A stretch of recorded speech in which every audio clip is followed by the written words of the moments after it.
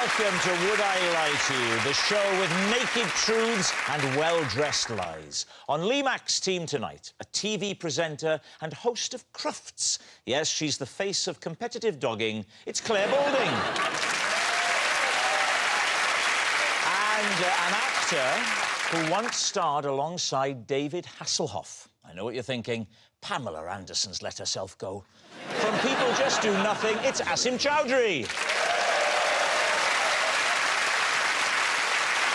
And on David Mitchell's team tonight, a Radio 1 DJ who used to host the afternoon drive time slot, or as his young listeners would call it, the breakfast show. It's Greg James. And a columnist, presenter and professional poker player who took the biggest gamble of her life when she married David Mitchell. It's Victoria Coren Mitchell. We begin with round one, Home Truths, where our panellists read out a statement from the card in front of them. To make things harder, they've never seen the card before. They've no idea what they'll be faced with. It's up to the opposing team to sort the fact from the fiction. Greg, you're first up tonight. OK. To help me relax, there's nothing I like more than spending up to 4 hours Where's this going?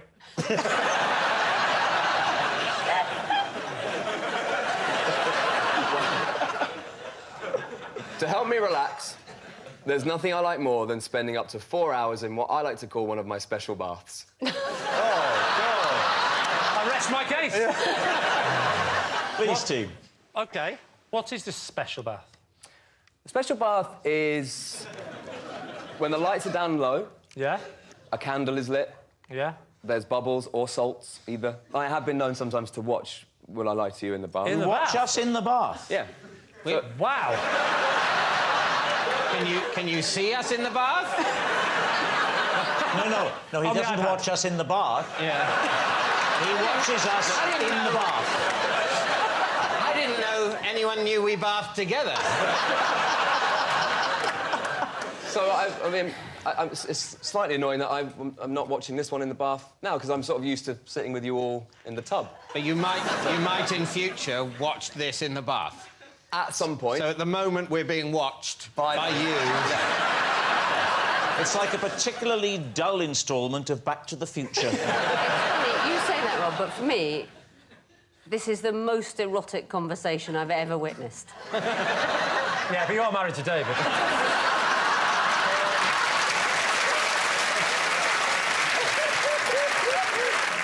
So the special bath involves candles, low light, iPad, anything Yeah. else? I'll just sit there and I sort of sometimes have a glass of wine. You can float it in the water if you have I've perfected Are we still that. talking about the wine? Yes. Yes. How do you float a glass of wine in the bath? Well, you just balance What are you it. resting it on? It's simple physics. If you have the right amount of wine in it, it sits upright. The stem must work as a sort of keel. It does. It works. Yeah. You've done this before. Yeah. Oh, yeah. So, and then also sometimes I enjoy having cheese in there with me as well. Cheese. Cheese? What's that floating on? Well, I'm glad you asked. I'm glad you asked, because sometimes I have been known to fashion what I call a foil barge. Where the cheese sort of floats around, or sort of orbits me as I'm sat there with some crackers, maybe on the soap stand. You're a very tall man. Yes. So do you have a very, very long bath? No, I just sort of sit. Yeah, 4 hours.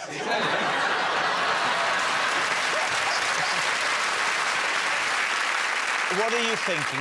4 hours is extreme, but I've been known to spend 2 hours. I don't know. I think 4 hours is too long. Yeah, I think, yeah, Too 4 long. hours too long. I'd say lie. It's a lie. So it's a lie. OK, so Greg, truth or lie? That is a true. Asim, you're up next. Okay. To make sure I went down as an all-time school legend, I deliberately scored a spectacular own goal in our end of term cup final. David's team. You just wanted to make a name for yourself. Yeah, I wanted to, be memorable, you know? OK. No one really remembers the kind of average guy, but they remember that kind of you know, the wacky guy scored an own goal. The idiot. And yeah, the idiot. Yes. So what was the reaction to you? What was that? What was Well, the first, it's like, you know, my team were like, what are you doing? Like, this is ridiculous. But, you know, afterwards, they were like, that was legendary, mate, you know? How long after? Sort of Like 5 years after? Around 5, 10 years later. But the thing is, though, the reason why it was so spectacular is it wasn't just a normal own goal. I didn't just, you know, it was a kind of a scissor kick. So, yeah. Now, you're looking at me and going, this isn't the physique of a football player. That's absolutely right. If you see me on, like, Soccer AM or some other shows, you'll see that I've got techers, mate. You know what they say? You know, you either, was it die a hero or live long enough to become a villain? So I was like... Who says that? Is that... I think I got the quote wrong. Is that the quote? Not quite. You know what I mean. Let me ask you a question. What were you known for at school before that incident? I was... Misquoting people.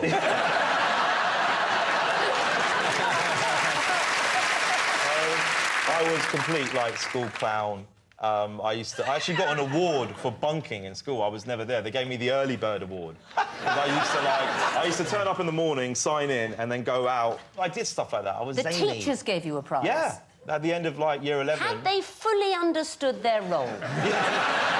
Looking back, I don't think they did, because I was really proud of that award. So, well, it's, in a sense, the school is at fault if this is true, because they've established an educational environment where doing what is ostensibly the opposite of the aim of any exercise is to be rewarded. Yeah. So you said, no, I'm not going to do the obvious thing and score in the opponent's goal. And how many serial killers went to your school? I quite enjoyed the vision there of Parents' Night. First Parents' Night for you two, I think that school is going to be trembling. Yeah. Well, you say that. If you look at that line-up there, doesn't it look as if they're just dropping their Greg off at university?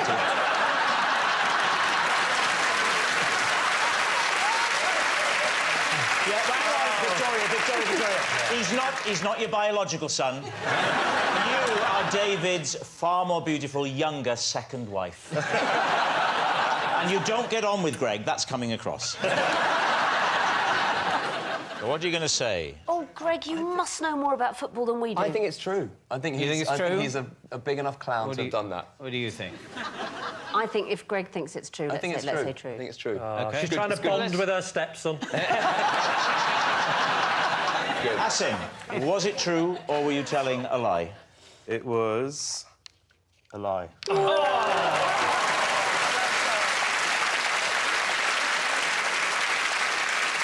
Claire, you're next. I have a possession. All right, now then, let's please bring on the possession. Oh, yes. This is Dexter, and when I judged a Dogs Who Look Like Celebrities competition, he was the winner. Hey, Dexter. OK. OK. It's so very nice to see you. Again. Yes. Go on, what's the celebrity? Dennis Healy. So you need to have a proper look at Dexter's face, and specifically his eyebrows. There we go, Dexter. Can I have a come little and look. see? Yeah, come and see Dexter. Someone might have to tell Greg who Dennis Healy is. That was my next question. Dennis Healy was the Chancellor of the Exchequer under a Labour government in the Hello. 1970s. And he was known for big eyebrows. He had huge eyebrows, that's the big I think thing. you ought to get... I've And he used to walk literally round on all never fours. seen a dog that looked more like Dennis Healy, I'm sorry. Let's have a look. uncanny. Hey, Dexter? Oh, yes. What a silly Billy.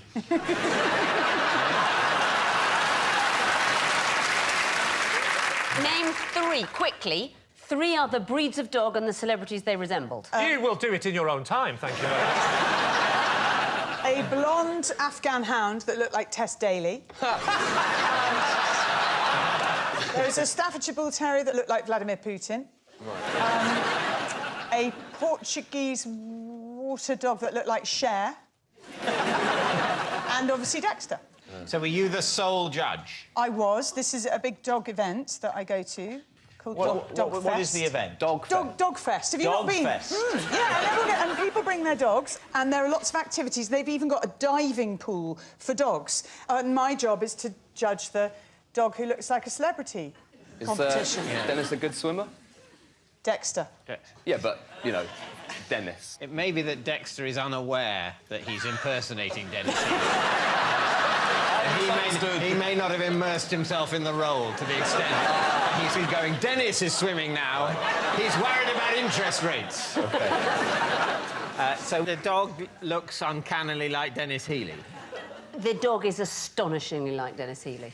When you're told that dog looks like Dennis Healy, I agree, looks like Dennis Healy. Would you have walked down the street and said to David, did you see that dog? Oh, he was a spit of Dennis Healy. Or even, I think that was Dennis Healy.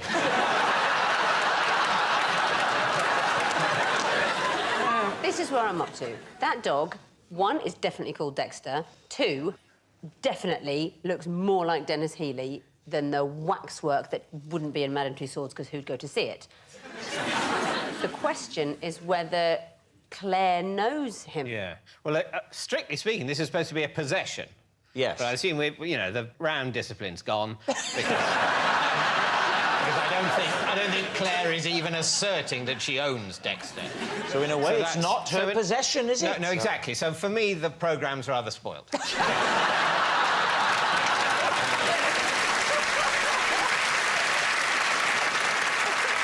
What do you think? Well, I do trust Claire Balding. I think it's actually true. Well, I don't trust Claire Balding.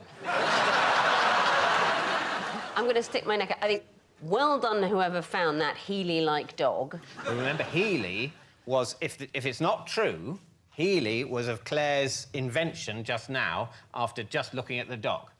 There's no Dennis Healy mentioned on the card, is there? Was Healy on the You're card? good at this. No. It must be true. It must be true. So you think true? Oh, I'm really confused And now. do you both think true? We do, but I think we're True. confused. True. And I feel like we're angering you, so... No. I've I've upset Dad again! I've been very, very angry for very many years.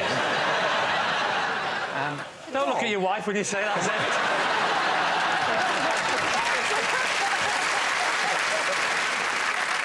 Let's say true. You think true? True. True? True? We're going to say true. All right, they're saying true. Claire, was it... Don't scratch, Dexter. Was it true? No, he's going to have a lick now. He's been watching Lee.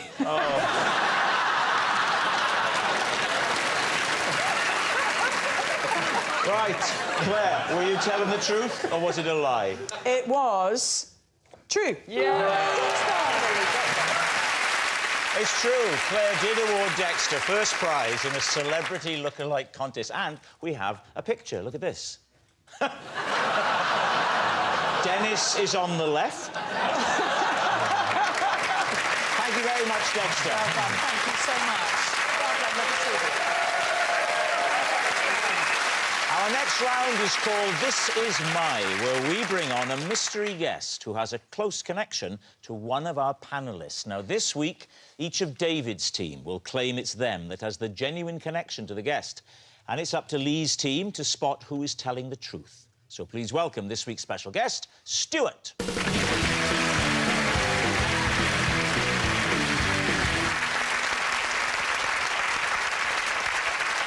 So, Victoria, what is Stuart to you? This is Stuart. He once laughed so much at something I said on Only Connect, he passed out. Right, so Victoria's fainting fan. Greg, how do you know Stuart? This is Stuart, and when I opened his butcher shop, he paid me in sausages. Greg's butcher buddy. And finally, David, what is your relationship with Stuart? This is Stuart. He's the lollipop man. He's the lollipop man whose lollipop I held when he was suddenly called away on non-lollipop-related business. So, there we have it. Lee's team, where do you want to begin? Right. I've seen Only Connect. First question, what was the team called? Oh, no, he wasn't on the show. Oh, he's in the audience. A viewer at home. Oh, he's a viewer at home. Well, you'll know, Lee, because you've seen the show, one of my hilarious jokes.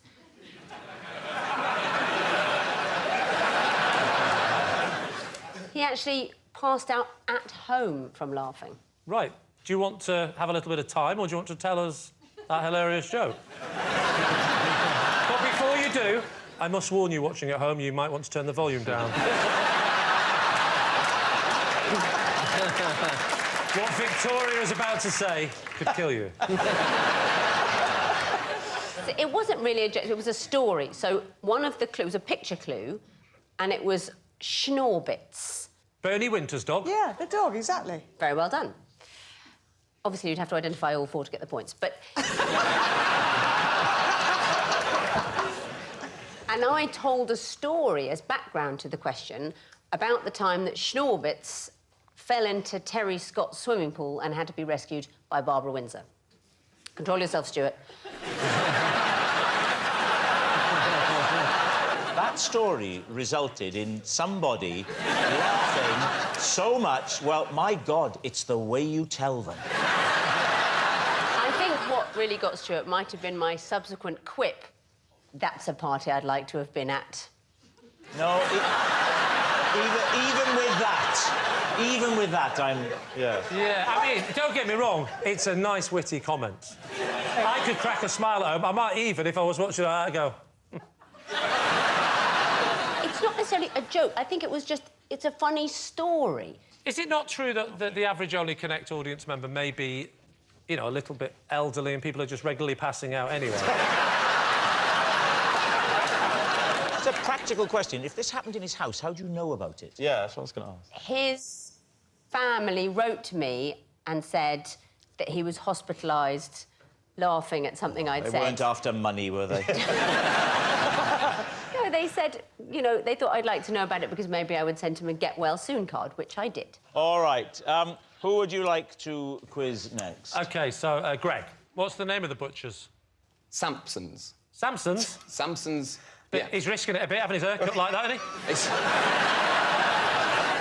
he? It's Stuart Sampson, so it's his butchers. Samson's Butchers. Because I grew up in Bromley. It was our local family butcher. And then... He used to butcher families. But only if they live locally. Yeah. I'm the local family butcher. Do you live local and have you got a family? Yeah, he's the family butcher, and then when I left and then I got onto Radio 1, Mum and Dad still know Stuart, so he said, would Greg want to come down, maybe bring Radio 1 down, bit of press coverage. OK. So, Do you like sausages? love sausages. Oh, great. Who So doesn't this love is like the sausages? perfect way of paying you, because you don't have to pay tax on it. You don't have to declare it. Did you declare Don't need to get it? into that. Why are you...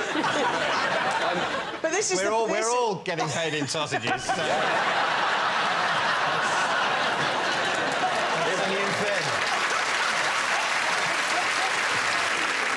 How far ahead of this gig did you know that was... Presumably, you were just doing it as a favour to an old family friend. Well, we did it as a wacky bit on the radio. Oh, it was So- included on the radio show? So we went to his shop and we were broadcasting live from the butcher's. OK. And so we sort of cut the ribbon, but it was a string of sausages. Right. So that was the... And what, did nice. you do a speech? Well, I said, here we go, welcome to... Welcome... Did you write that yourself? It got better. Oh, right. There's only one way to go, though, to be fair. Now, what about David?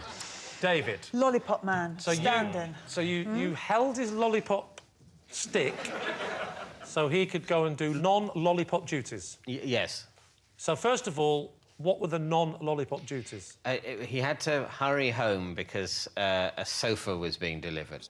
Presumably, then, he didn't actually return, so it wasn't No, a... he didn't return. So it wasn't a short standing, you were You were the lollipop man. I was for I mean, I would say between 9 and 11 minutes. I Wow. was- Let's just say, like normal people, for about 10 minutes. Did he give you the uniform? He gave me his hat and this sort of flory jacket thing. Tabard thing. Yeah, and the all-important rod of power. How many children do you think you helped cross the road? Say maybe 30. OK, so between 29 and 31. And did you... Did you have any banter with the kids? No. Did you just do your usual of, hurry up? No, I think I probably, you know, I went, oh, right, yes, this way. This way? This way. I think they know the way. Can I ask a question about emotion? Well, he won't know the answer. How did you feel when you were the lollipop man? Holding the rod of power. I felt a bit stressed, but it went fine. Only a couple of minor injuries. Tell us about how it began. Were you there dropping off your own child at the school, or did you just happen to be on one of your long runs in the morning? I mean, what were you doing? I was dropping off... I think what Rob's asking is, what were you doing within 200 yards of a playground? Given the, you know, given the court most order. people are allowed. Right. Wait, hold on a minute. Did David tell you about this story about the lollipop guy? OK, well, first of all, this isn't true, because Stuart is a person that laughed at one of my jokes. Yes, exactly. That's what I'm saying. I'm completely... Yeah, This is new territory on the show now. Yes, I'm in a slightly odd place philosophically. Let me say, I'll use the conditional tense. Were this to be true, which it isn't, David certainly would have come home a bit flustered and told me what occurred. David, you've obviously heard Victoria telling you about Stuart fainting. You've heard about that? And you... Well, no, because it's not true. All right, we need an answer. So, Lee's team. Is Stuart Victoria's fainting fan, Greg's butcher buddy, or David's lollipop lender? I think it's Victoria. Why? I just know, I just had an... Because first I thought, Yeah, but OK, she told us the joke. No, I know, I'd like to say, all right, it was quite amusing, but it wasn't even that. but the punchline was, oh, I would have loved to have been at that party. That was the punchline. Was that the punchline, or...? You haven't seen my show, have you? No. I don't watch it, it's too risky. Yeah.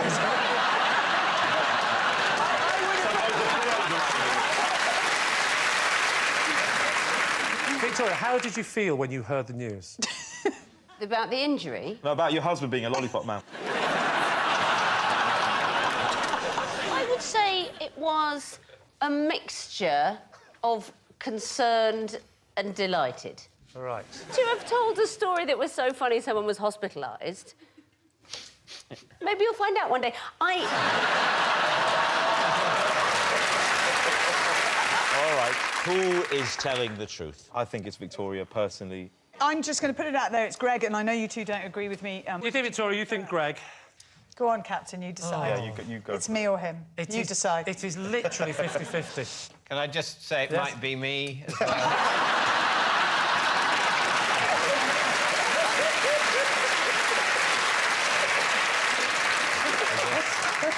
We are going to go with Victoria. Stuart, would you please reveal your true identity? I'm Stuart, and laughed that hard at Victoria's very funny story.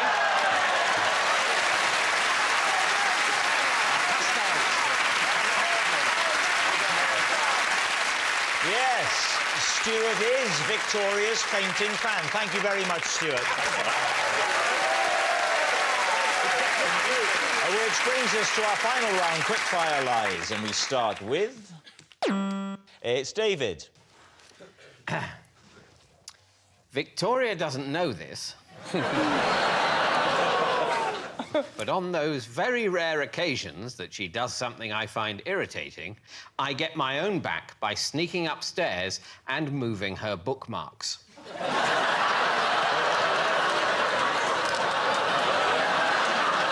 Please, team. When you say Victoria doesn't know this, surely when she goes to the book to read the book and she goes where the bookmark is, there must be lots of instances where she's thinking, am I losing my mind? I'm not following this book, or... Yes, that's exactly what she thinks. That's the plan! Yeah. Victoria, when you're reading a book, do you ever sometimes have that feeling of being lost? Do you ever I have a have feeling... sometimes opened a book and thought I didn't think that's where I was. How many books are you reading at the same time? I mean, 7 or 8. David, how many books does Victoria read at the same time? Oh, I'd put it between 6 and 9.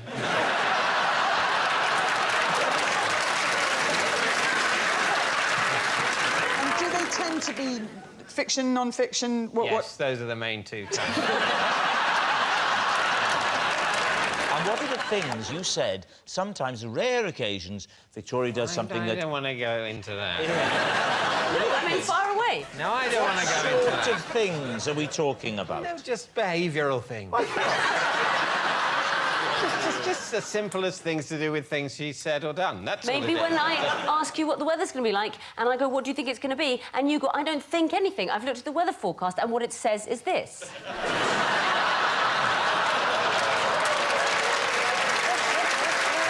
Little things like, yes. Essentially, she holds me responsible for the weather forecast, as if I've made it. No, she And I've doesn't. just She read says, it out. what do you think the weather's going to do? Perfectly reasonable. It's not perfectly reasonable. What? She's got access to the weather forecast on her own phone. It's just, these are meteorologists. Sometimes they get it right, sometimes they get it wrong. I'm just reading it out.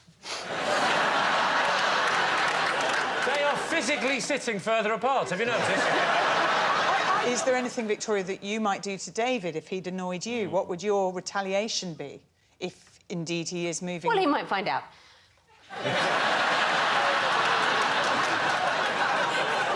Incidentally, I've been feeling weaker and weaker over the... OK, what are you going to say? I believe in their relationship. I must be just the most naive person here because I I'm want invested to... in it. I am. I'm emotionally invested in their relationship, and I do think David's a nice guy, and I don't think he would do that because that really would upset him. So what we're saying is, if it's true, it's a really unpleasant thing and a really bad indictment on their marriage. Yes. Well, this has taken a nasty turn, hasn't it? What's it going to be? I don't want it to be true, but... Oh, I do. You think it's... I want his life to fall apart. This would be such fun. I think it's true. I don't want it to be true. I'm trying to, you know, see the real person. I think he's a nice guy. No, the David I know, I don't think this is unpleasant enough. Well, you know him way more Yeah, but than we also, know. David doesn't like you. He will not.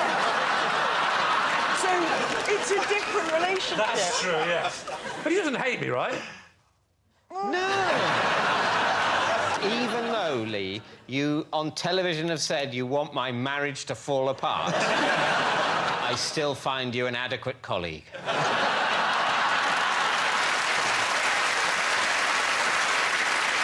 I ask you a question, David? Yeah. Are you still writing for Clinton cards? It's time to decide.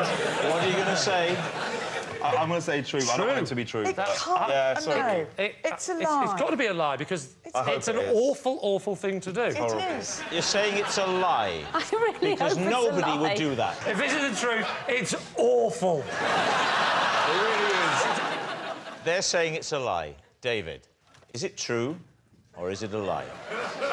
It is a lie.